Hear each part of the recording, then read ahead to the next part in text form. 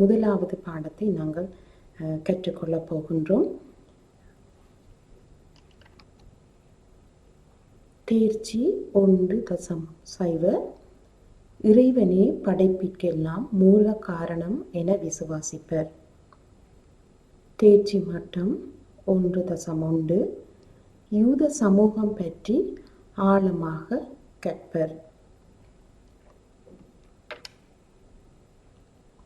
யூத சமூக நோக்கு எனும் இந்த பாடத்தினூடாக நாங்கள் இறை அழைப்பின் மூலம் ஆபிரகாமின் தலைமைத்துவத்தின் கீழ் உருவாக்கப்பட்ட இஸ்ரேல் இனம் பின்னர் 10 கட்டளைகள் மூலம் ஒரு சமூகமாக செயற்பட்ட விதம் தொடர்பாக அறிந்து கொள்ளப் போகின்றோம். யூத சமூக நோக்கு தொடர்பான கருத்துக்களை நாங்கள் அறிந்து கொள்ளப் போகின்றோம். ஆபிரகாமை போன்று இறை அழைப்புக்கு பதிலளிக்க வேண்டும் என்பதை நாங்கள் ஏற்றுக்கொள்ளப் போகின்றோம். நல்ல கிறிஸ்தவ தாற்பயங்களை விருத்தி செய்து கொள்ளப் போகின்றோம். 10 கட்டளைகளுக்கு ஏற்ப நல்லதொரு சமூகத்தை கட்டி எழுப்புவதற்கு நாங்கள் செயற்பட போகின்றோம். தொடக்க நூல் 12ஆம் அதிகாரம் 1ஆம் வசனம் 2ஆம் வசனங்களை நாங்கள் பார்ப்போமேயானால் ஆபிரகாமின் அழைப்பை குறித்து நாங்கள் பார்க்கலாம். ஆண்டவர் ஆபிரகாமை நோக்கி, உன் நாட்டிலிருந்தும் உன் இனத்தவரிடமிருந்தும் உன் தந்தை வீட்டிலிருந்தும் புறப்பட்டு நான் உனக்கு காண்பிக்கும் நாட்டிற்கு செல். உன்னை நான் பெரிய இனமாக்குவேன், உனக்கு ஆசி வழங்குவேன், உன் பெயரை நான் சிறப்புறச் செய்வேன், நீயே ஆசியாக விளங்குவாய். இந்த வேதாம பகுதியிலே ஆண்டவர் ஆபிரகாமின் அழைப்பை குறித்து அங்கே குறிப்பிடப்படுகின்றதை நாங்கள் காணலாம். கிறிஸ்துவுக்கு முன் 19ஆம் நூற்றாண்டில் பாபிலோனியாவிலிருந்து பாலும் தேனும் ஓடுகின்ற கானான் தேசத்திற்கு மக்கள் இடம்பெயர்ந்த போதும் இறைவனின் உறுதியான நோக்கத்தை நிறைவேற்றும் முகமாக ஆபிரகாமின் இடம்பெயர்வு அங்கே காணப்பட்டது. ஆரான் தேசத்தில் வாழ்ந்த ஆபிராம் அவனது குடும்பத்தையும் கடவுள் அழைத்தார். ஆபிரகாமை ஆண்டவர் அழைத்த போது அங்கே ஆபிராம் தனது தாய் நாடு, தந்தை வீடு, உறவினர், உடைமைகள் அனைத்தையும் விட்டுவிட்டு ஆபிராம் பயணத்தை தொடர்கின்றார். அவ்வாறு அவர் பயணத்தை தொடர்ந்த போது அங்கே ஆபிராமோடு அவனுடைய சகோதரனாகிய லோத்தும் அவரோடு சேர்ந்து சென்றதை நாங்கள் வேதாகமத்திலே காணலாம். ஆண்டவர் ஆபிராமை அழைத்த போது ஆபிராம் அங்கே கடவுளிலே நம்பிக்கை கொண்டவராக அங்கே அவருடைய மாறுத்தரம் அங்கே அவர் வெளிப்படுத்தியதை நாங்கள் காணலாம். ஆபிரகாம் இறை அழைப்புக்கு காட்டிய மாறுத்தரம் அல்லது பதில் அல்லது அவருடைய வார்த்தைக்கு கீழ்ப்படிதல், அவருடைய பிரதி நடத்தை, இவற்றை நாங்கள் பார்க்கும்போது அவருக்குள் ஒரே கடவுள் குறித்த நம்பிக்கையை உறுதிப்படுத்துகின்றது. எங்களுக்கு தெரியும், யூத சமுதாயம் ஒரே கடவுள் கொள்கையை கொண்டது. ஆபிரகாமிற்குரிய அனைத்தையும் விட்டுவிட்டு ஆண்டவரை மட்டும் வழிபட்டு வாழ வேண்டும் என்று ஆபிரகாம் செயற்படுகின்றார். அவ்வாறு அவர் செயற்படுகின்ற அவருடைய வாழ்விலிருந்து நாங்கள் பார்க்கும்போது, முதலாவது யூத சமூகமானது ஒரே கடவுள் கொள்கையில் கட்டியெழுப்பப்பட்ட சமூகம் என்பதை காணலாம். இரண்டாவது, இஸ்ரவேல் சமூக ஆரம்ப வரலாறு ஆபிரகாமின் அழைப்போடு தொடர்பு படுகின்றதை காணலாம். ஆகவே ஆபிரகாமினுடைய வாழ்க்கையிலிருந்து நாங்கள் இந்த இரண்டு காரியங்களையும் நாங்கள் காணக்கூடியதாக இருக்கின்றது. இப்பொழுது ஆபிரகாமை அழைத்த ஆண்டவர் அங்கே ஆபிரகாமோடு ஒரு உடன்படிக்கை செய்கின்றதை நாங்கள் காணலாம். எங்களுக்கு தெரியும் பிள்ளைகளே, ஆபிரகாமை ஆண்டவர் அழைத்த போது அங்கே ஆபிரகாமுக்கு 75 வயதாக இருந்தது. இப்பொழுது ஆண்டவர் ஆபிரகாமோடு உடன்படிக்கை செய்கின்ற போது எங்களுக்கு தெரியும், அங்கே ஆண்டவர் ஆபிரகாமை அழைத்து அங்கே ஆண்டவர் காண்பிக்கின்ற தேசத்துக்கு செல்லும்படி கூறிய போது அங்கே ஆபிரகாம் எல்லாவற்றையும் விட்டு ஆண்டவருடைய அழைப்பை ஏற்று அங்கே அவருக்கு கீழ்ப்படிந்து ஆண்டவர் காட்டிய தேசத்துக்கு புறப்பட்டு செல்லுகின்றார். இவ்வாறு புறப்பட்டு செல்லுகின்ற ஆபிரகாமோடு அங்கே ஆண்டவர் ஒரு உடன்படிக்கையை ஏற்படுத்துகின்றார். இந்த உடன்படிக்கையில் ஆபிரகாமும் அவரது வழிமரபினரும் இறை நம்பிக்கையுடனும் கீழ்ப்படிவுடனும் வாழ வேண்டும் என எதிர்பார்க்கப்படுகின்றதை நாங்கள் காணலாம். இந்த உடன்படிக்கையிலே ஆண்டவர் ஆபிரகாமுக்கு வழங்கப்பட்ட 3 வாக்குறுதிகளை நாங்கள் காணலாம்.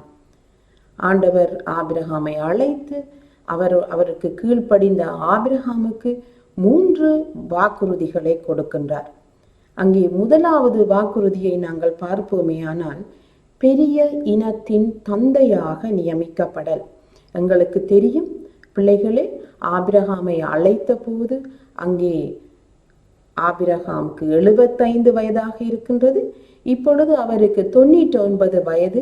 அங்கே ஆண்டவர் கூறுகின்றார், பெரிய இனத்தின் தந்தையாக நியமிக்கப்படல். அவருக்கு கொடுத்த வாக்குறுதி முதலாவது வாக்குறுதி. இரண்டாவது வாக்குறுதி நாட்டின் உரிமையை பெறல். மூன்றாவது வாக்குறுதி பிறருக்கு ஆசியாக வாழுதல். ஆபிரகாமுக்கு ஆண்டவர் அங்கே 3 வாக்குறுதிகளை கொடுக்கின்றதை நாங்கள் காண்கின்றோம். எங்களுக்கு தெரியும், ஆண்டவரிலே ஆபிரகாம் நம்பிக்கை கொண்டவராக, விசுவாசம் கொண்டவராக வாழ்ந்த ஒருவராக காணப்பட்டவர். முதலாவது கொடுத்த வாக்குறுதியை நாங்கள் பார்ப்போமேயானால், பெரிய இனத்தின் தந்தையாக நியமிக்கப்படல். தொடக்க நூல் 12ஆம் அதிகாரம் 2ஆம் வசனத்தை நாங்கள் பார்ப்போமேயானால், உன்னை நான் பெரிய இனமாக்குவேன், உனக்கு ஆசி வழங்குவேன், உன் பெயரை நான் சிறப்புறச் செய்வேன், நீயே ஆசியாக விளங்குவாய் என்று அங்கே கூறப்படுகின்றது. உன் வழிமரபினரை பூமியின் மண்ணை போல பெருகச் செய்வேன், ஆகவே பூவுலகின் மணலை ஒருவன் எண்ண முடியுமானால் உன் வழிமரபினரையும் எண்ணலாம் என்று அங்கே கூறுகின்றார். பிள்ளைகளே, எங்களுக்கு தெரியும், நாங்கள் கற்றிருக்கின்றோம், ஆபிரகாமின் அழைப்பு பெற்ற போது நான் உங்களுக்கு கூறினேன், அவருக்கு 75 வயது. ஆண்டவர் அவரோடு உடன்படிக்கை செய்த போது அவருக்கு 99 வயது. ஆனால் அவருக்கு அந்த நிமிடம் கூட ஒரு பிள்ளை கூட அவருக்கு இருக்கவில்லை. அங்கே அவர் அழைப்பு பெற்று வந்தபோது சாராளோடும், அவருடைய மனைவியாகிய சாராளும், அவருடைய சகோதரனாகிய லோத்தும் அவரோடு கூட வருகின்றார்கள். இப்பொழுது ஆண்டவர் உடன்படிக்கை செய்து அவருக்கு கொடுக்கப்பட்ட முதலாவது வாக்குறுதி, பெரிய இனத்தின் தந்தையாக்குவேன். இப்பொழுது அங்கே 99 வயது வரைக்கும் ஒரு பிள்ளை கூட இல்லாத நிலையிலே அங்கே ஆண்டவர் கூறுகின்றார், ஒரு பெரிய இனத்தின் தந்தையாக்குவேன். ஆனாலும் அங்கே ஆபிரகாம் விசுவாசம் கொள்ளுகின்றார், நம்பிக்கை கொள்ளுகின்றார். என்னுடைய சந்ததியை ஆண்டவர் பெருகச் செய்வார் என்ற அந்த விசுவாசம் அவருள்ளே காணப்பட்டது. அங்கே ஆண்டவர் கூறுகின்றார், பூமியின் மண்ணை போல பெருகச் செய்வேன். பிள்ளைகளை சிந்தித்து பாருங்கள். ஒரு பிடி மணலை எடுத்து அந்த ஒரு பிடி மண்ணிலே எத்தனை மண் துணிக்கைகள் இருக்கின்றது என்று கேட்டால் எங்களால் அதை எண்ண முடியாது. அதை நாங்கள் ஒரு கையினால் தொட்டு போட்டு அந்த விரலிலே வருகின்ற துணிக்கைகளை கூட எங்களால் எண்ணி கூற முடியாது. ஆனால் ஆண்டவர் ஆபிரகாமுக்கு கொடுத்த வாக்குறுதி என்ன என்று பார்த்தால், பிள்ளைகளே பூமியின் மண்ணை போல பெருகச் செய்வேன் என்று கூறுகிறார். ஆகவே சிந்தித்து பாருங்கள் பிள்ளைகள், எவ்விதமாக அவருடைய சந்ததி பெருக பண்ணுவேன் என்று அங்கே கூறுகின்றதை நாங்கள் காணலாம். ஆகவே பூவிலகிலே மணலை ஒருவன் எண்ண முடியுமானால் அந்தளவு மரபினரை, அவருடைய சந்ததியினரை எண்ணலாம் என்று கடவுள் கூறுகின்றார்.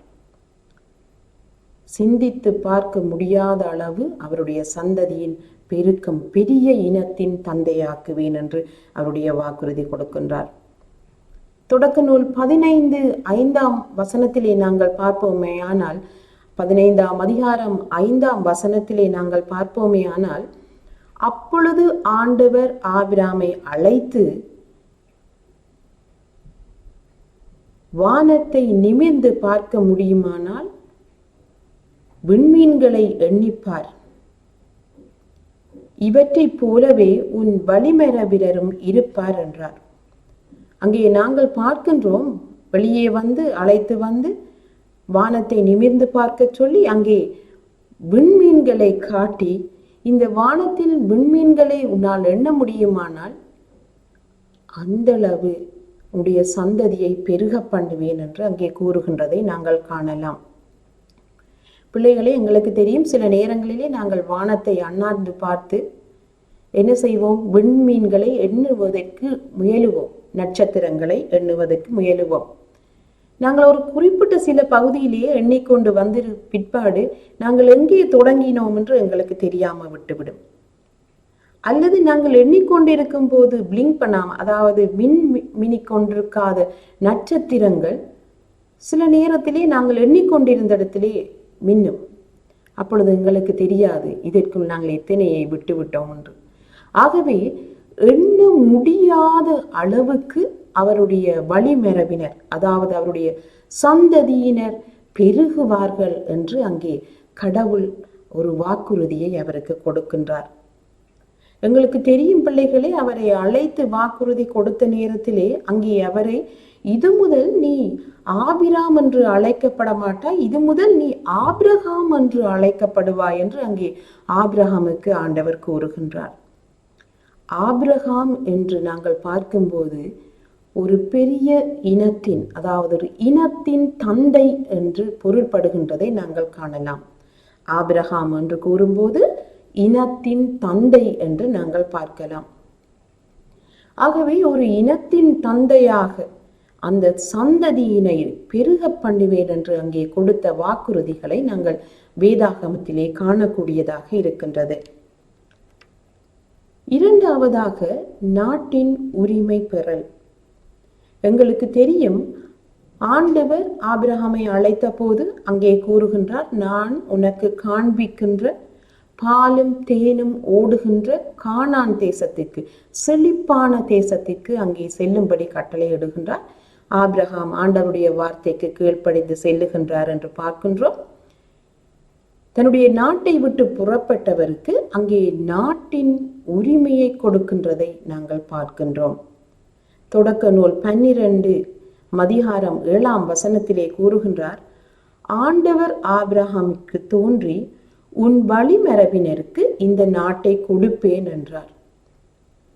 அவருடைய ஆபிரகாமினுடைய வழிமரபினருக்கு இந்த நாட்டை கொடுப்பேன் என்று அங்கே கூறுகின்றதை நாங்கள் காணலாம். தொடக்க நூல் 13:15 ஏனெனில் நீ காணும் இந்த நாடு முழுவதையும் உனக்கும் உன் வழிமரபினருக்கும் என்றென்றும் கொடுக்க போகின்றேன் என்று கூறுகின்றார். ஆபிரகாமுடைய வாழ்விலை நாங்கள் பார்க்கும்போது ஆபிரகாம் ஒரு முன்மாதிரியான வாழ்வை வாழ்ந்ததை நாங்கள் காணலாம். ஆபிரகாம் எப்பொழுதுமே ஆண்டவருக்கு கீழ்ப்படிந்து அவர் காட்டிய பாதையிலே அங்கே அவர் செல்லுகின்றதை நாங்கள் காண்கின்றோம். அவருடைய கீழ்ப்படிவு அவருடைய ஆசீர்வாதத்திற்கு அத்திவாரமாக அமைகின்றதை நாங்கள் காணலாம். தொடக்க நூல் 17:8 நாங்கள் பார்ப்போமே ஆனால், நீ தங்கியிருக்கும் நாட்டையும் கானான் நாடு முழுவதையும் என்றுமுள்ள உரிமை சொத்தாக உனக்கும் உனக்கு பின் உன் மரபினருக்கும் வழங்குவேன் என்று அங்கே வேதாகமத்திலே கூறப்படுகின்றது. எங்களுக்கு தெரியும், ஆபிரகாம் தங்கியிருந்த இடம், அங்கே ஆபிரகாமும் லோத்துவும் வந்தபோது எங்களுக்கு தெரியும், அந்த இடத்திலே ஆபிரகாமினுடைய வேலைக்காரருக்கும் லோத்துவினுடைய வேலைக்காரருக்கும் அங்கே சண்டை சச்சரவுகள் ஏற்பட்ட போது அங்கே ஆபிரகாம் மற்றவர்களுக்கு முன்மாதிரியாக செயற்பட்டதை நாங்கள் காணலாம். அந்த இடத்திலே ஆபிரகாம் லோத்தை அழைத்து அவர்கள் இருந்த தேசத்தை காட்டி, முதலாவது லோத்தை, உனக்கு விருப்பமான இடத்தை நீ தெரிந்து கொள். நீ வடக்கே போனால் நான் தெற்கே போகிறேன், நீ கிழக்கே போனால் நான் மேற்கே போகின்றேன் என்று அவருக்காக விட்டு கொடுத்து அங்கே மற்றவர்களுக்கு முன்மாதிரியான ஒரு செயலை அங்கே அவர் காண்பித்ததை நாங்கள் காண்கின்றோம். ஆகவே ஆண்டவர் அங்கே கூறுகின்றார், நீ இருக்கிற நாட்டையும் கானான் நாடு முழுவதையும் என்றும் உள்ள உரிமை சொத்தாக உனக்கும் உனது சந்ததிக்கும் உனது வழிமரபினருக்கும் நான் வழங்குவேன் என்று அங்கே கூறுகின்றதை நாங்கள் வேதாகமத்திலே காணலாம். மூன்றாவதாக, பிறருக்கு ஆசையாக வாழ்தல். அங்கே பெரிய இனத்தின் தந்தையாக வாக்குறுதி கொடுக்கப்பட்டது, அங்கே நாட்டின் உரிமையை கொடுக்கப்பட்டது. இப்பொழுது பிறருக்கு ஆசையாக வாழ்தல். நாங்கள் அங்கே பார்த்தோம், லோத்துவுக்கு அங்கே அவர் லோத்துக்கு முன்னுரிமை கொடுக்கின்றதை நாங்கள் பார்க்கின்றோம். தொடக்க நூல் 12 வசனம் 3 வசனங்களை நாங்கள் பார்ப்போமே ஆனால், 12 அதிகாரம் 2, 3 வசனங்களை நாங்கள் பார்ப்போமே ஆனால், உன்னை நான் பெரிய இனமாக்குவேன், உனக்கு ஆசி வழங்குவேன், உன் பெயரை நான் சிறப்புறச் செய்வேன், நீயே ஆசியாக விளங்குவாய், உனக்கு ஆசி கூறுவோருக்கு நான் ஆசி வழங்குவேன், உன்னை சபிப்போரை நானும் சபிப்பேன், உன் வழியாக மண்ணுலகின் மக்களினங்கள் அனைத்தும் ஆசி பெறும் என்றார். எங்களுக்கு தெரியும், நான் பிள்ளைகளே ஏற்கனவே கூறியிருந்தேன், 99 வயதிலே அங்கே பெரிய இனமாக்குவேன் என்று கூறி அங்கே அவருக்கு ஆசி வழங்கி நாட்டின் உரிமை சொத்தை அங்கே அவருக்கு வழங்கி, மாத்திரமல்ல உன் பெயரை நான் ஆசியாக விளங்குவாய், உன்னை சபிக்கிறவர்களை நானும் என்ன செய்வேன், சபிப்பேன், உனக்கு ஆசி வழங்குபவர்களுக்கு நானும் ஆசி வழங்குவேன். ஆகவே ஆபிரகாமுடைய வாழ்வின் மூலம் அங்கே ஆண்டவருக்கு கீழ்ப்படுகின்ற ஒவ்வொருவருக்கும் ஆண்டவருடைய ஆசீர்வாதம் கிடைக்கும் என்பது நிச்சயம் என்பதை நாங்கள் காணக்கூடியதாக இருக்கின்றது. அதே வண்ணமாக ஆபிரகாம் அங்கே அவருக்கு மட்டும் ஆசி அல்ல, ஆசீர்வாதம் அல்ல, அங்கே அவருடைய மக்களினங்களுக்கும் அங்கே இவர் மூலமாக ஆசி பெறும் என்று அங்கே கடவுள் கூறுகின்றதை நாங்கள் காணலாம். இஸ்ரவேல் மக்கள் எகிப்திலே அடிமைகளாக இருந்தபோது கடவுள் அவர்களை மீட்டுக் கொண்டார். எங்களுக்கு தெரியும், அவர்கள் துன்பங்கள் மத்தியிலே, வேதனைகள் மத்தியிலே அங்கே ஆண்டவரை நோக்கி கூக்குரலிட்டனர். அப்பொழுது ஆண்டவர் அவர்களுடைய கூக்குரலை கேட்டு அவர்களுக்கு பதில் அளித்தார் என்று நாங்கள் பார்க்கின்றோம். அங்கே அவர்களை எகிப்து தேசத்திலே இருந்து, அடிமைத்தனத்தில் இருந்து அவர்களை மீட்பதற்காக ஆண்டவர் மோசேயை அங்கே தெரிவு செய்கின்றார். மோசேயை தெரிவு செய்த ஆண்டவர் அங்கே அவர்களை வனாந்தரத்தினூடாக வழி நடத்தி செல்லுகின்றார். 40 ஆண்டுகள் வனாந்தர பாதையிலே பல இன்னல்கள், பல துன்பங்கள், பல வேதனைகள் அவர்கள் பட்ட போதும் ஆண்டவர் அவர்களோடு கூட இருந்து அவர்களை வழி நடத்தியதை நாங்கள் பார்க்கின்றோம். அங்கே சீனாய் மலையிலே ஆண்டவர் இந்த இஸ்ரவேல் மக்கள் ஒழுக்கமான வாழ்வு வாழ வேண்டும் என்பதற்காக மோசேயிடம் 10 கட்டளைகளை கொடுக்கின்றார். இந்த இஸ்ரவேல் மக்கள் ஒரே இனமாகவும் ஒரே தேசமாகவும் இந்த 10 கட்டளைகள் மூலம் ஒருமித்து நல்லுறவுகளை பேணி வாழ வேண்டும் என்பதற்காக இந்த 10 கட்டளைகள் சீனாய் மலையிலே மோசேக்கு கொடுக்கப்பட்டது. மோசே இந்த கட்டளைகள் மூலம் இந்த இஸ்ரவேல் மக்களை வழி நடத்துகின்றதை நாங்கள் காணலாம்.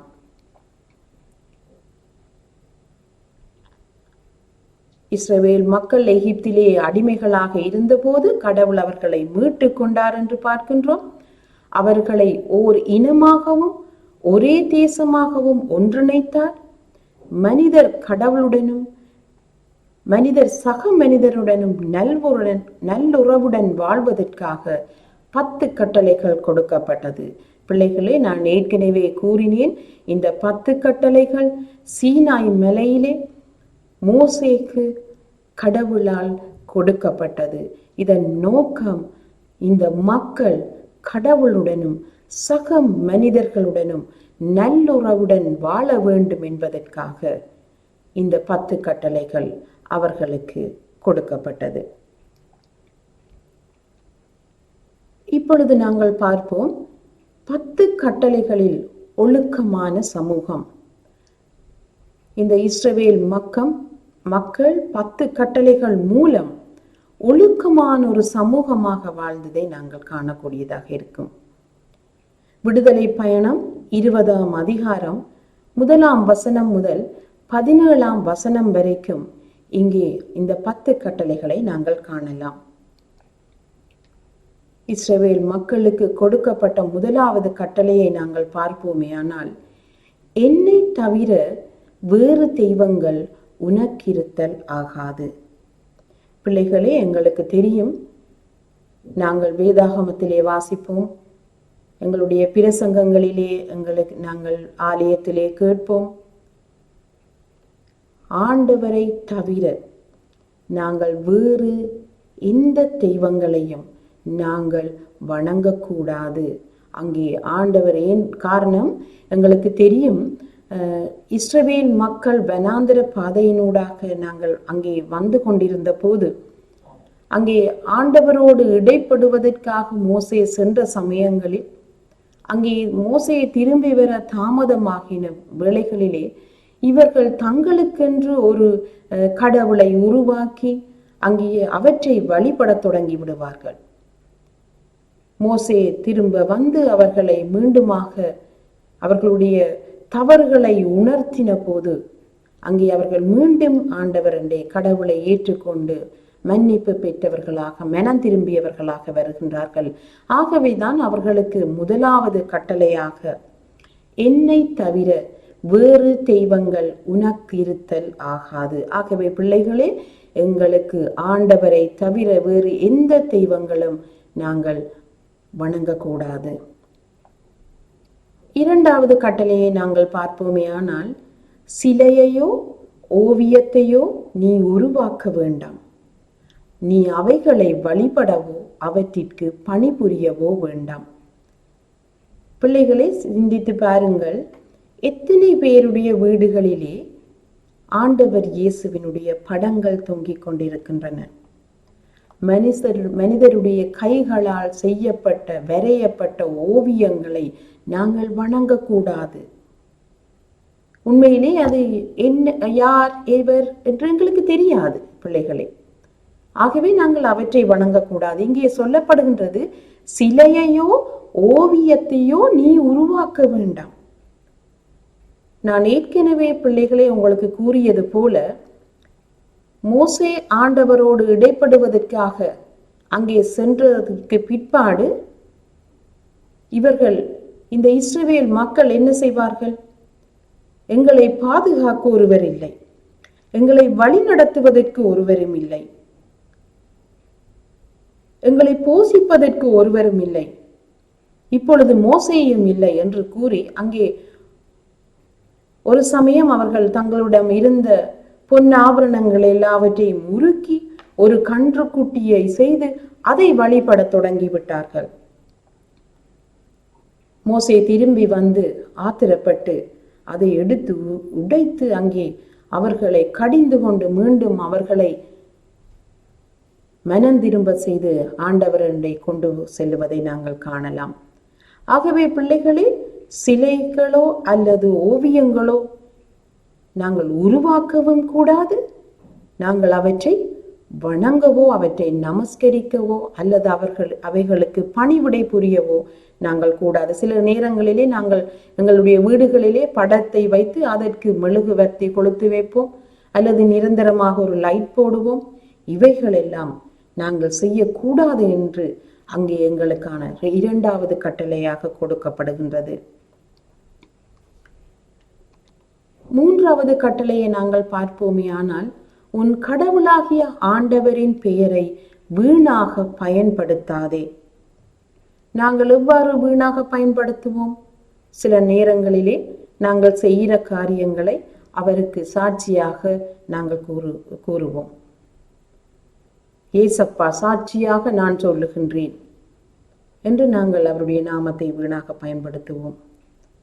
அல்லது அவருடைய பிள்ளைகளாக கிறிஸ்தவர்களாக அழைக்கப்பட்ட நாங்கள் எங்களுடைய வாழ்வின் மூலம் அவருடைய நாமத்தை நாங்கள் வீணாக பயன்படுத்துகின்றவர்களாக சில சந்தர்ப்பங்களை ஏற்படுத்தி கொள்ளுவோம். சில நேரங்களிலே நாங்கள் எங்களுடைய நன்மைக்காக சாதகமாக இருப்பதற்காக சில பொய்களை கூறிவிடுவோம். அது ஆண்டவருடைய நாமத்தை, அதாவது கிறிஸ்தவன் என்று அழைக்கப்படுகின்ற நாங்கள், கிறிஸ்துவினுடையவன் அல்லது கிறிஸ்து அவனிலே இருக்கின்றான் என்று பொருள்படுகின்ற நாங்கள் ஆண்டவர் இயேசு கிறிஸ்துவை பிழையான முறையிலே நாங்கள் அவரை வெளிப்படுத்துகின்றவர்களாக இருந்து விடுவோம். எங்களை பார்த்து கிறிஸ்தவன் பொய் சொல்லிவிட்டான், கிறிஸ்தவர்கள் இப்படித்தான் என்று கூறாமல் இருப்பதற்கு நாங்கள் அவருடைய நாமத்தை வீணிலே பயன்படுத்தாதவர்களாக இருக்க வேண்டும். அவருடைய ஆண்டவர் எங்களுக்கு எவ்வாறு நாங்கள் வாழ வேண்டும் என்று கற்று தந்திருக்கின்றார், அதன்படி நாங்கள் வாழ வேண்டியவர்களாக இருக்கின்றோம். அவ்வாறு நாங்கள் வாழும் போது ஆண்டவருடைய நாமத்தை நாங்கள் பெயரை நாங்கள் வீணாக பயன்படுத்தாமல் இருப்போம். ஆகவே நாங்கள் அவருக்கு சாட்சி உள்ளவர்களாக நாங்கள் வாழ வேண்டியவர்களாக இருக்கின்றோம். 4வது நாங்கள் பார்ப்போமே ஆனால், ஓய்வு நாளை தூயதாக கடைபிடிப்பதில் கருத்தாயிரு.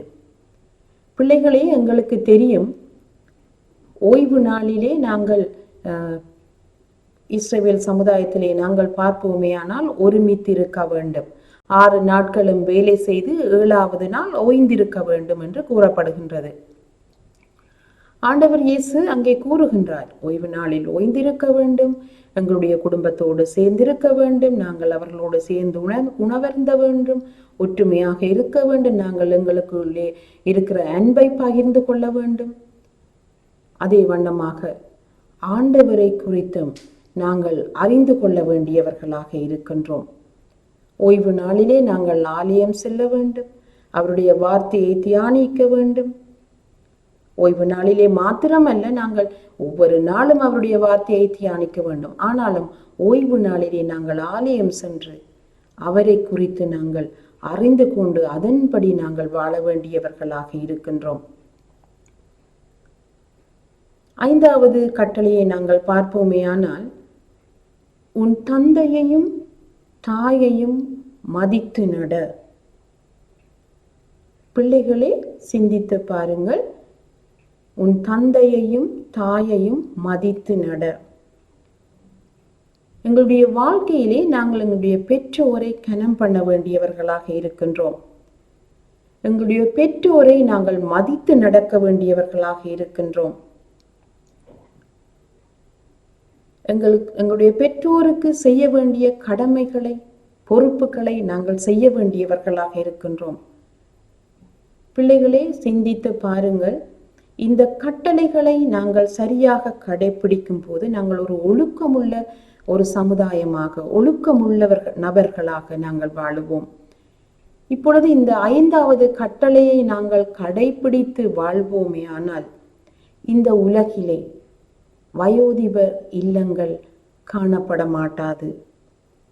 இன்று எத்தனை வயோதிப இல்லங்கள், இதில் எத்தனை பெற்றோர்கள் கண்ணீரோடு அங்கே இருக்கின்றார்கள். எங்களுடைய பிள்ளைகளை நாங்கள் எவ்வாறு அன்பாக வளர்த்தோம், ஒழுக்கமுள்ளவர்களாக வளர்த்தோம், நல்ல கல்வியை கொடுத்தோம், நல்ல உணவை கொடுத்தோம், நல்ல உடையை கொடுத்தோம். அவர்கள் பெரியவர்களாகி இப்பொழுது எங்களை மறந்து விட்டார்கள் என்று துன்பத்தோடும் துயரத்தோடும் கதறுகின்ற எத்தனை பெற்றோர்களை இன்று நாங்கள் இந்த வயோதிப இல்லங்களிலே காணக்கூடியதாக இருக்கின்றது. பிள்ளைகளே, நாங்கள் இதை கடைபிடிக்கும் போது நீங்கள் உங்கள் வீடுகளிலே கூறலாம். நீங்கள் இதை கற்றுக்கொள்ளுகின்றீர்கள், உங்களுடைய பெற்றோருக்கு கூறலாம். உங்களுடைய வீட்டிலே இருக்கிற அம்மாப்பா, அம்மம்மா, அப்பம்மா, அப்பப்பா, இன்னும் இருக்கின்ற பெரியவர்களை நாங்கள் பாதுகாக்கின்றவர்களாக, பராமரிக்கிறவர்களாக நாங்கள் இருக்க வேண்டும். இன்று பிள்ளைகளாக இருக்கின்ற நீங்கள் நாளைக்கு பெற்றோர்களாக வருவீர்கள். ஆகவே நீங்கள் உங்களுடைய பிள்ளைகளுக்கு நல்லதை நீங்கள் கற்றுக் கொடுக்க வேண்டியவர்களாக இருக்கின்றீர்கள். உங்களுடைய பெற்றோருக்கு நீங்கள் இதை உணர்த்த வேண்டியவர்களாக இருக்கின்றீர்கள். பிள்ளைகளை, எங்களுக்கு தெரியும், இஸ்ரவேல் சமுதாயத்திலே நாங்கள் பார்ப்போமேயானால் புளிப்பிலா அப்ப பண்டிகை நேரத்திலே அங்கே இஸ்ரவேல் எகிப்திலே அடிமைத்தனத்திலே இருந்த அந்த சம்பவங்களை அங்கே அந்த குடும்பத்திலே இருக்கின்ற மூத்தவர், அந்த பெரியவர், அங்கே இருக்கின்ற எல்லோருக்கும் தாங்கள் கடந்து வந்த அந்த பாதையை, கசப்பான பாதையை, தாங்கள் மீட்கப்பட்ட அனுபவத்தை அங்கே கூறி கொண்டு வந்தார்கள். ஆகவே அனுபவம் அங்கே ஒரு நல்ல ஒழுக்கம் உள்ளதாக இருக்கும். அவர்கள் அனுபவ ரீதியாக அங்கே தங்களுடைய பிள்ளைகளுடைய பிள்ளைகளை வழிநடத்துகின்றவர்களாக அங்கே காணப்படுவார்கள். ஆகவே தாய் தந்தையை நாங்கள் மதித்து நடக்கும்போது அங்கே அந்த சந்ததியினர் ஒழுக்கமுள்ளவர்களாக அங்கே வாழ்ந்து வரக்கூடியதை நாங்கள் காணக்கூடியதாக இருக்கும். பிள்ளைகளே, உங்களுடைய வாழ்க்கையிலே, உங்களுடைய வீடுகளிலே இருக்கின்ற உங்களுடைய அப்பம்மா, அம்மம்மா, அப்பப்பா, அம்மப்பா, இவர்களோடு நீங்கள் உங்களுடைய நேரத்தை விடுங்கள். நாள் முழுக்க அவர்களோடு செலவழிக்க வேண்டும் என்பதல்ல. ஒரு சில நேரங்களை அவர்களோடு செலவிடுங்கள். அவர்களோடு அன்பாக பேசுங்கள். அவர்கள் சொல்லுகின்றதை கேளுங்கள். இன்று நீங்கள் அவர்களுக்கு செய்யும் போது நாளை நீங்கள் பெரியவர்களாகி உங்களுடைய பிள்ளைகளும் உங்களுடைய பெற்றோருக்கு அந்த நல்ல காரியங்களை அவர்கள் செய்கின்றதற்கு நீங்கள் அவர்களை வழி நடத்த வேண்டும். ஆகவே 5வது கட்டளையான உன் தந்தையையும் தாயையும் மதித்து நட. சில நேரங்களிலே பிள்ளைகள் இப்பொழுது கூட உங்களுடைய பெற்றோர் கூறுகின்றதை நீங்கள் சில நேரங்களிலே கேட்க மறந்து விடுவீர்கள். ஐயோ, ஒரே நான் படிக்கிறதா? ஐயோ, ஒரே நான் பைபிள் வாசிக்கிறதா?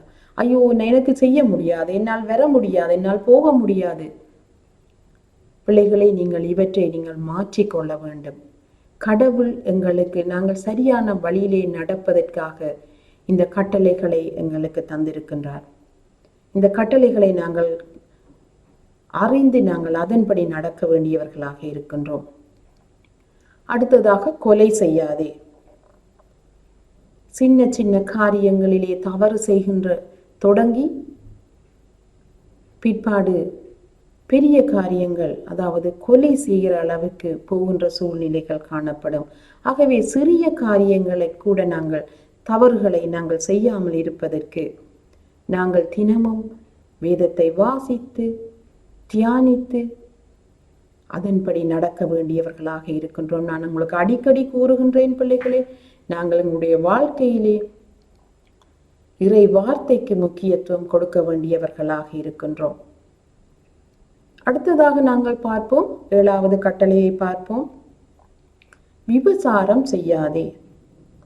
எங்களுக்கு தெரியும், எங்களுடைய சரீரம் ஆண்டவருடைய ஆலயம் என்று கூறப்படுகின்றது. இந்த சரீரத்திலே ஆண்டவர் வாசம் செய்கின்ற ஆலயம். இதை நாங்கள் தூய்மையாக வைத்திருக்க வேண்டும் என்று அங்கே கூறப்படுகின்றது. இந்த சரீரத்தை நாங்கள் அழித்து போடக்கூடாது. இந்த பாவமான வாழ்க்கை நாங்கள் வாழக்கூடாது. இதை நாங்கள் அறிந்து கொண்ட நாங்கள் பிள்ளைகளை மற்றவர்களுக்கும் அதை நாங்கள் தவறான வழியிலே செல்கின்றவர்களுக்கும் நாங்கள் சொல்ல கடமைப்பட்டவர்களாக இருக்கின்றோம். ஆகவே கடவுள் தனது சாயலிலே படைத்த மனிதர்களாகிய நாங்கள் அவருடைய ஆலயமாகிய இந்த சரீரத்தை நாங்கள் பரிசுத்தமாக வைத்திருக்க வேண்டியவர்களாக இருக்கின்றோம். ஆகவே விபச்சாரம் செய்யாதே என்ற கட்டளைக்கு கீழ்ப்படிந்து வாழ வேண்டியவர்களாக இருக்கின்றோம். அடுத்தது களவு செய்யாதே. ஒருவருடைய பென்சிலை எடுத்தால் கூட அது கூட களவுதான் பிள்ளைகளே. நாங்கள் பெரிதாக செய்துவிட்டு அதுதான் களவு. ஒரு பேங்க் வங்கியை கொள்ளையடித்து விட்டு அதுதான் களவு. ஒரு வீட்டை கொள்ளையடித்தவன் அவன்தான் களவு செய்தான் என்று நாங்கள் சொல்ல முடியாது. ஒரு சிறிய பொருளை நாங்கள் ஒருவரிடம் இருந்து அதை நாங்கள் களவாக எடுத்துக்கொண்டால் கூட, அவருக்கு தெரியாமல் எடுத்துக்கொண்டால் கூட, அது கூட ஒரு பெரிய களவுதான். களவிலே சிறிய களவு பெரிய களவு என்று இல்லை. எங்களுக்கு கற்பித்த ஆசிரியர் ஒரு கதை கூறுவார். ஒரு பையன் தன்னுடைய 1ஆம் வகுப்பிலே ஒரு பென்சிலை தன்னுடைய நண்பரிடமிருந்து திருடி கொண்டு வந்தானாம். தன்னுடைய தாயிடம் அதை கொடுத்து தான் நண்பனிடமிருந்து எடுத்துக்கொண்டு வந்து விட்டேன் என்று கூறிய போது அங்கே தாய் எதுவும் கூறவில்லை. ஒவ்வொரு வகுப்பாக சென்றபோது அங்கே அவர் சின்ன நிலையை தொடங்கி பெரிய பெரிய களவுகளை செய்ய தொடங்கினார். இப்பொழுது பெரியொரு களவு, அதாவது வங்கியிலே கொள்ளை அடித்து விட்டார்.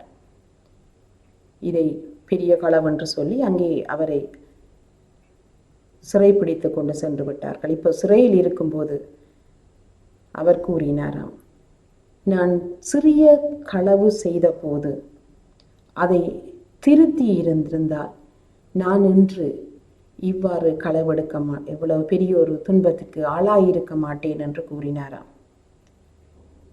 சின்ன களவு என்று நினைத்து நாங்கள் ஒரு பென்சிலை எடுக்கும்போது அதிலே நாங்கள் பிடிபடாக விட்ட போது எங்களுக்கு பயம் போய்விடும். அதுக்கு பிற்பாடு நாங்கள் துணிந்து ஒவ்வொரு களவாக செய்ய தொடங்கி விடுவோம். ஆனால் கடவுள் அதை பார்த்து கொண்டிருக்கின்றார். கடவுள் பயம் எங்களுக்கு கிறிஸ்தவர்களாய் எங்கள் ஒவ்வொருவருக்கும் இருக்க வேண்டும் பிள்ளைகளே. எங்களுடைய தேவைகளை நாங்கள் பெற்றுக்கொள்ள வேண்டும். ஆனால் நாங்கள் திருடுவது, அதாவது களவு செய்யாமல் இருக்க வேண்டும். 9வது கட்டளையை நாங்கள் பார்ப்போமே ஆனால், பிறருக்கு எதிராக பொய் சான்று சொல்லாதே. எங்களுக்கு தெரியும், எங்களை சுற்றி இருக்கின்ற நண்பர்கள், எங்களை சுற்றி இருக்கின்ற உறவினர்கள், எங்களை சுற்றி இருக்கின்ற சமூகத்தினர், இவர்களுக்காக கூட நாங்கள் மற்றவருக்கு எதிராக பொய் சான்று சொல்லக்கூடாது. நாங்கள் ஆண்டவர் இயேசுவை பின்பற்றுகின்றவர்கள் உண்மையும் நேர்மையும் உள்ளவர்களாக வாழ வேண்டும். 10வது கட்டளையை நாங்கள் பார்ப்போமே ஆனால், பிறருக்குரியது எதையுமே கவர்ந்திட விரும்பிடாதே. இப்பொழுது நாங்கள் பிறருக்கு எதிராக பொய் சான்று சொல்லக்கூடாது என்று பார்த்தோம். அதே வண்ணமாக பிறருக்குரியதை நாங்கள் எடுக்கக்கூடாது. அதை நாங்கள் எங்களுடையதாக்கி கொள்ளக்கூடாது. எங்களுக்கு அது விருப்பமாக இருக்கலாம், ஆனாலும் அது பிறருடைய சொத்து என்பதை நாங்கள் மனதிலே வைத்து அதை நாங்கள் பெற்றுக்கொள்ள முயலக்கூடாது. ஆகவே இந்த 10 கட்டளைகள் மூலமாக நாங்கள் எங்களுடைய வாழ்வை ஒழுக்கமுள்ள வாழ்வாக நாங்கள் மாற்றிக்கொள்ள வேண்டும். நாங்கள் ஒழுக்கமுள்ள வாழ்வாக மாற்றிக்கொள்ளும் போது எங்கள் ஒவ்வொருவருடைய வாழ்விலே ஏற்படுகின்ற மாற்றம் எங்களுடைய குடும்பத்திலே ஒரு நல்ல ஒழுக்கமுள்ள குடும்பத்தை உருவாக்கும். அந்த குடும்பத்திலே உருவாக்குகின்ற இந்த நல்ல ஒழுக்கம் சமுதாயத்திலே ஒரு நல்லொழுக்கம் உள்ள சமுதாயத்தை உருவாக்க வழிவகுக்கும். அதே வண்ணமாக அந்த சமுதாயம் ஒரு நாட்டை நல்ல ஒழுக்கமுள்ள நாடாக மாற்றி அமைக்கும். நாடு இந்த உலகத்தையே, ஆண்டவர் படைத்த இந்த உலகத்தையே ஒழுக்கமுள்ள ஒரு உலகமாக மாற்றி அமைக்கும். ஆகவே நாங்கள் இந்த 10 கட்டளைகளின்படி ஒழுக்கமுள்ளவர்களாக நாங்கள் வாழ்வதற்கு அழைக்கப்படுகின்றோம். இந்த 10 கட்டளைகளை நாங்கள் பார்ப்போமே, ஆனால் பிள்ளைகளே, இதை 2 விதமாக நாங்கள் பிரிக்கக்கூடியதாக இருக்கும். 2 பிரிவுகளாக நாங்கள் வகைப்படுத்தலாம். முதலாவது வகையை நாங்கள் பார்ப்போமே, ஆனால் மனிதனுக்கும் இறைவனுக்கும் இடையே உள்ள உறவின் உறுதியை நாங்கள் பார்க்கலாம். அதாவது முதலாவது கட்டளை தொடங்கி 4வது கட்டளை வரை மனிதனுக்கும் இறைவனுக்கும் இடையில் உள்ள உறவின் அடிப்படையை அங்கே வெளிப்படுத்ததை காணலாம். முதலாவது, என்னை தவிர வேறு தெய்வங்கள் உனக்கு இருத்தலாகாது, சிலையையோ ஓவியத்தையோ நீ உருவாக்க வேண்டாம், நீ அவைகளை வழிபடவோ அவற்றிற்கு பணிபுரியவோ வேண்டாம், உன் கடவுளாகிய ஆண்டவரின் பெயரை வீணாக பயன்படுத்தாதே, ஓய்வு நாளை தூயதாக கடைபிடிப்பதில் கருத்தாயிரு ஆகிய இந்த 4 கட்டளைகளும் கடவுளுக்கும் மனிதனுக்கும் இடையில் உள்ள உறவின் உறுதியை அங்கே வெளிப்படுத்துகின்றது. எங்களுக்கு தெரியும், மனிதன் இறைவனுக்கு செய்ய வேண்டிய கடமைகளையும் பொறுப்புகளையும் இந்த கட்டளைகள் அங்கே எங்களுக்கு வெளிப்படுத்துகின்றதை நாங்கள் காணலாம். ஆகவே நாங்கள் கடவுளோடு இணைந்திருக்க வேண்டுமானால், அவருடைய சாயலிலே படைக்கப்பட்ட நாங்கள், அவருடைய புத்திர சுவீகாரத்தை பெற்ற நாங்கள், அவரோடு நாங்கள் இணைந்திருக்க வேண்டுமானால் இந்த கட்டளைகளை நாங்கள் கடைபிடிக்க வேண்டியவர்களாக இருக்கின்றோம். அடுத்ததாக நாங்கள் பார்ப்போம் பிள்ளைகளே, 5வது கட்டளை முதல் 10வது கட்டளை வரை இந்த 6 கட்டளைகளும் மனிதருக்கும் சக மனிதருக்கும் இடையிலான உறவின் பண்புகளாக அங்கே காணப்படுகின்றன. மனிதருக்கும் சக மனிதருக்கும் இடையிலான நல்லுறவு காணப்பட வேண்டியதற்கான கட்டளைகளாக இவைகள் அங்கே காணப்படுகின்றன. உன் தந்தையையும் தாயையும் மதித்து நட. அங்கே குடும்பத்திலே ஒரு சுமூகமான சமாதானமான ஒரு நல்லுறவை வெளிப்படுத்துகின்ற ஒரு கட்டளையாக காணப்படுகின்றது. கொலை செய்யாதே என்று நாங்கள் பார்க்கும்போது சமூகத்திலே மற்றவர்களோடு நாங்கள் இணைந்திருக்கின்ற ஒரு நல்லுறவை ஏற்படுத்துகின்ற ஒரு கட்டளையாக அங்கே அமைகின்றது. விபசாரம் செய்யாதே என்று கூறும்போது எங்களை மாத்திரமல்ல, சக மனிதருக்கும் ஒரு நல்லொரு சாட்சியாக அவர்களையும் நல்வழிப்படுத்துகின்ற ஒரு கட்டளையாக அங்கே காணப்படுகின்றது. களவு செய்யாதே, எங்களுக்கு தெரியும், இந்த கட்டளை கூட மற்றவர்கள் மத்தியிலே அங்கே ஒரு நல்லுறவை ஏற்படுத்துகின்றதை நாங்கள் காணலாம். ஒருவேளை நாங்கள் களவெடுத்தால் மற்றவர்கள் எங்களோடு பேணுகின்ற உறவை அங்கே தவிர்த்து விடுவார்கள். எங்களுடைய சந்ததியினரை கல்வர் என்ற ஒரு சந்ததியினராக ஒதுக்கி வைத்து விடுவார்கள். நாங்கள் செல்லுகின்ற இடம், எங்களுடைய பிள்ளைகள் செல்லுகின்ற இடம், இவைகளிலே எங்களுடைய சூழ்நிலை கவலைக்கிடமான ஒரு இடமாக அங்கே மாறிவிடும். எங்களை ஒதுக்கி வைக்கின்ற ஒரு சூழ்நிலையை நாங்கள் காணக்கூடியதாக இருக்கும். ஆகவே நாங்கள் களவு செய்யாமல்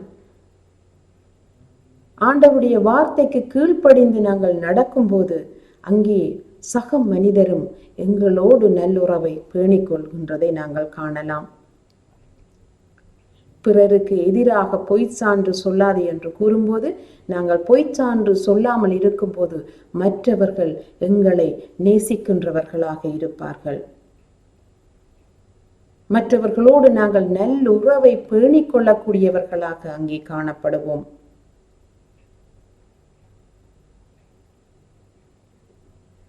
பிறருக்குரியதை எதையுமே கவர்ந்திட விரும்பாதே.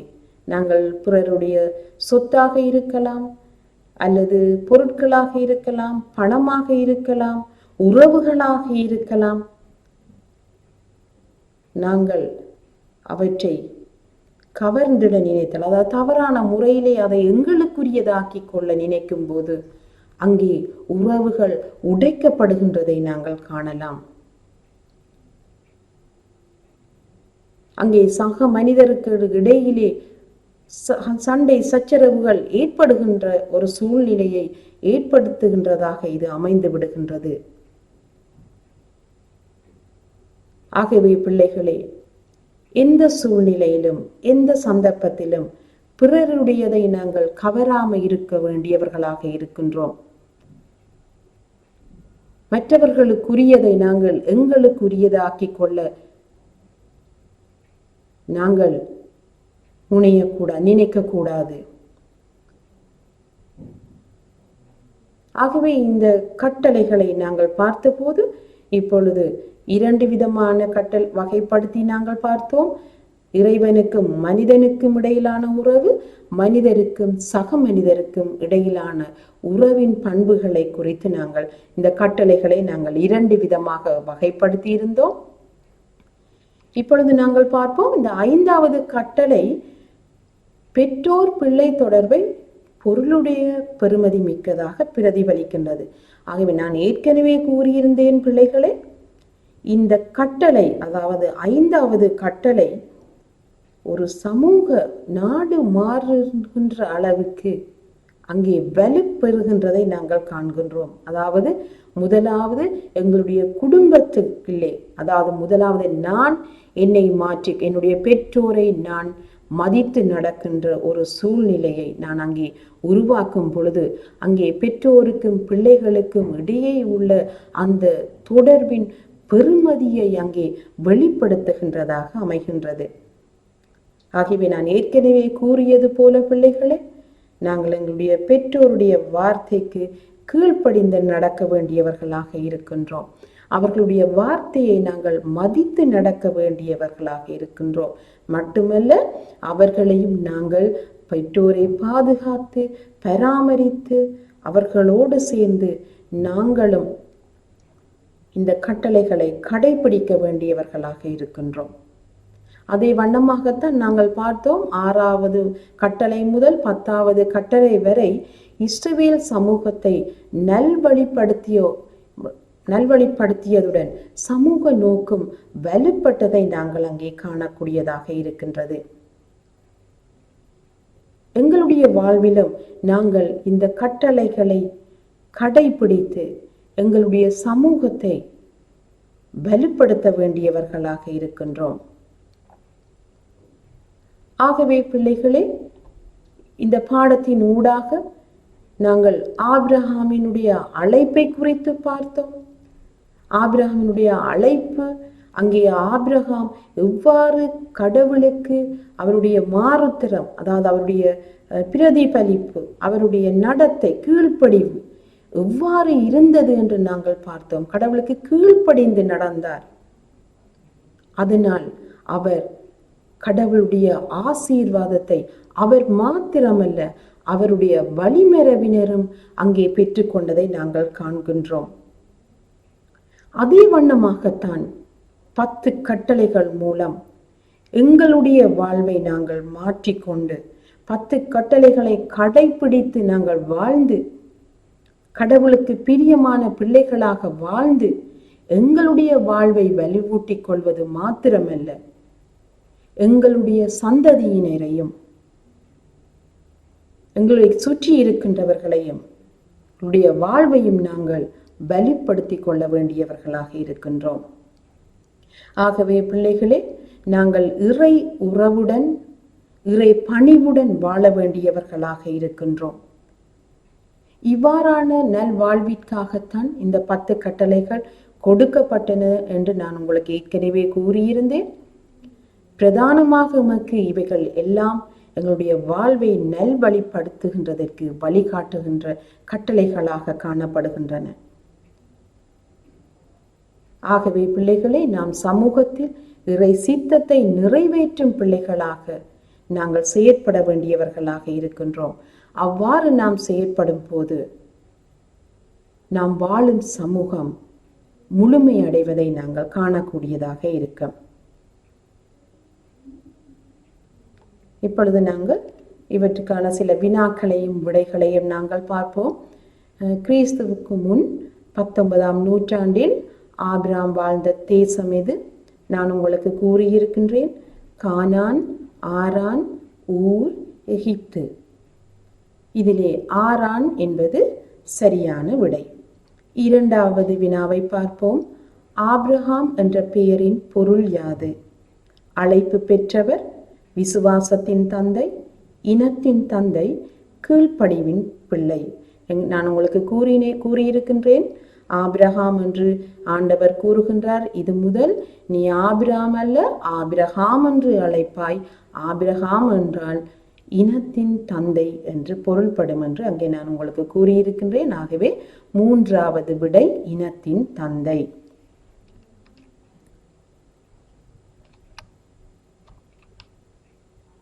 அடுத்ததாக நாங்கள் பார்ப்போம். மூன்றாவது வினா, ஆபிரகாம் அழைப்பை பெற்ற போது அவருடன் சென்றவர் யார்? லோத்து, தேராகு, ஓப்னே, சவுல். லோத்து என்பது சரியான விடை. நான்காவது விடை, கடவுளிடமிருந்து 10 கட்டளைகளை பெற்றவர் யார்? ஆபிரகாம், ஈசாக்கு, நோவா, மோசே. மோசே என்பது சரியான விடை.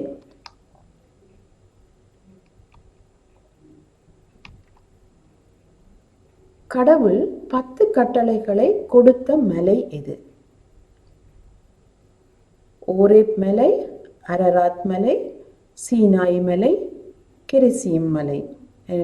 நான் உங்களுக்கு கூறியிருக்கிறேன், மோசே சீனாய் மலையிலே இந்த 10 கட்டளைகளை பெற்றுக்கொண்டு திரும்பி வந்தார் என்று நான் கூறினேன். ஆகவே மூன்றாவது விடை சீனாய் மலை.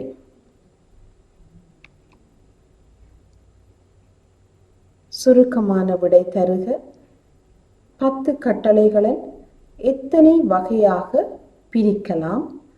அவை எவை? 10 கட்டளைகளை எத்தனை வகையாக பிரிக்கலாம்? அவை எவை? 2 வகையாக பிரிக்கலாம். மனிதனுக்கும் இறைவனுக்கும் இடையில் உறவு, மனிதருக்கும் சக மனிதருக்கும் இடையிலான உறவு. இரண்டாவது கேள்வி, ஆபிரகாமுக்கு கொடுக்கப்பட்ட 3 வாக்குறுதிகள் எவை? பெரிய இனத்தின் தந்தையாக நியமிக்கப்படல், இரண்டாவது நாட்டின் உரிமை பெறல், மூன்றாவது பிறருக்கு ஆசியாக வாழ்தல். இஸ்ரேல் இனம் யாருடைய தலைமைத்துவத்துடன் ஆரம்பமானது? ஆபிரகாமினுடைய தலைமைத்துவத்துடன் ஆரம்பமானது. நான்காவது வினா, மூன்றாவது கட்டளை என்ன? உன் கடவுளுடைய ஆண்டவரின் பெயரை வீணாக பயன்படுத்தாதே. உன் கடவுளாகிய ஆண்டவரின் பெயரை வீணாக பயன்படுத்தாதே. ஆகவே பிள்ளைகளே, இன்றைய பாடத்தை நீங்கள் கற்றிருப்பீர்கள் என்று நான் நம்புகின்றேன். இன்றைய பாடம் உங்களுடைய பரீட்சைக்கு மாத்திரமல்ல, உங்களுடைய வாழ்விற்கும் பயன்பெற வேண்டும் என்று கூறி உங்களிடமிருந்து விடை பெறுகின்றேன். நன்றி, வணக்கம்.